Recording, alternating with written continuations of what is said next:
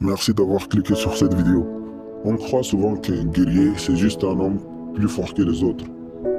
Mais la science a prouvé une chose bien plus profonde. Je ne vais pas perdre ton temps ni le mien, alors abordons directement le sujet. La première chose que la science a prouvé, c'est la peur transformée en lucidité.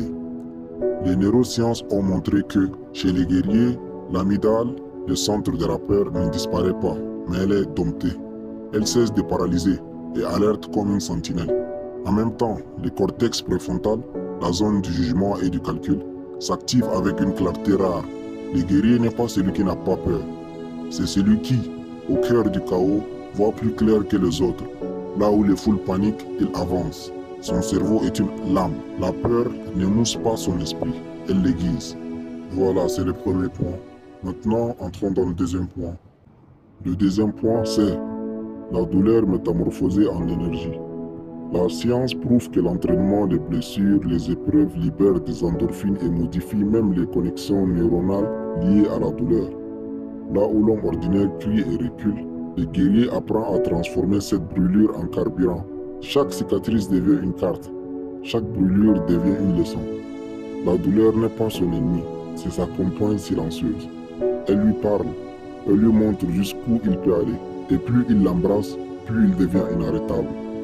Ce point est très important.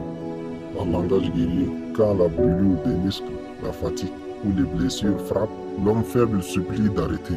Mais le guerrier, lui, il sourit intérieurement, car elle lui révèle ses limites et en les affrontant, il les brise, apprend de ses points et développe un esprit de guerrier.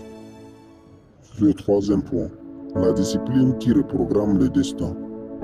Le cerveau se reconfigure en fonction de ce qu'on répète chaque jour. Les guerriers l'ont toujours su, avant même la science. Chaque geste répété forge un nouveau schéma. Chaque rituel martèle l'esprit comme un forgeron façonne le métal. L'homme faible croit que la discipline est une prison, mais pour les guerriers, elle est une forge. Chaque matin où il s'élève avant les autres, chaque entraînement où il refuse d'abandonner, grave dans son cerveau la preuve qu'il est invincible. La discipline n'est pas une routine pour lui, c'est une arme invisible. Et jour après jour, il se sculpte, non pas pour impressionner, mais pour devenir maître de lui-même. La science dit, la répétition change ton cerveau. Mais le guerrier, lui, il dit, la discipline change ton âme. Bref, le guerrier n'est pas indifférent, il s'est refait. Le monde appartiendra toujours à ceux qui savent transformer la douleur en puissance.